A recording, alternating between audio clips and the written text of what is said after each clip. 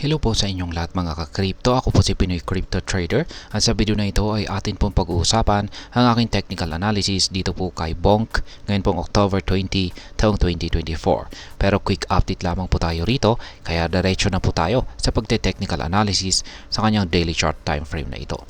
At ayan yung aking huling mga projections pa rito kay Bonk ay noong pang October 2. Kung saan ay ayan, isa sa mga projections ko rito ay patuloy po siyang makakaranas ng consolidation.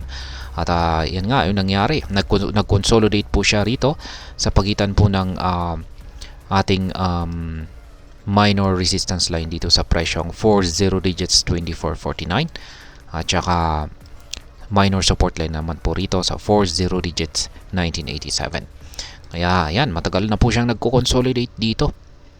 Kaya sa tingin ko ay dahil dyan ay mukhang posible po siyang patuloy na makakaranas ng consolidation. Ayan. Maaring ipagpatuloy po niya yung kanyang nararanasang consolidation na ito. Ayan. Pero maski pa paano ay nakikita po natin sa ating dalawang indicators na bullish naman po yung signal natin dito sa ating call sweep indicator at ating QQE mode indicator dito sa iba. Kaso ay ipinapakita ng mga ito na wala po itong gaanong sapat na puwersa or wala po itong gaanong sapat na bullish momentum para ito ay umangat sa mas mataas na presyo. Kaya ayan, kung nagpatuloy pong ganito yung sukat ng ating mga QQE bars dito at ganun din kapag nananatiling ganito pa rin yung sukat ng ating call sweep indicator ay masasabi ko po na mauuwi po sa pagko-consolidate ang galaw nitong si Bonk sa mga paparating na araw.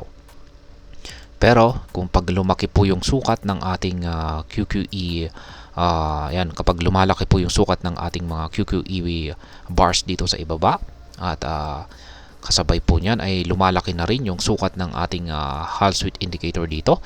Kapag ganito po yung naging sukat nito, ay sa tingin ko ay makakaranas po siya ng breakout dito at ito na yung magbibigay sa kanya ng kakayahan na akyatin ang mas mataas na presyo at posible po niyang akyatin ang sunod na minor resistance line natin dito sa presyong 40 digits 2841.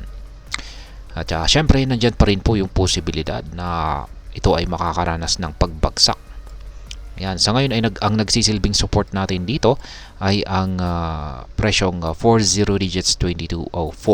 Kapag nabasag po ito ay posibleng bumagsak hanggang dito sa 40 digits 1987 ang presyo ni Bonk. Ayan. At pagdating po sa ating trades ay nakabili po ako rito nung bumagsak po si Bonk dito noong October 13. October 3 po pala ay nakabili po ako rito sa presyong 40 digits 1987. Ngayon ay pagkatapos po niyan ay agad po akong nag-set up ng aking sell pending order dito sa 40 digits 2449.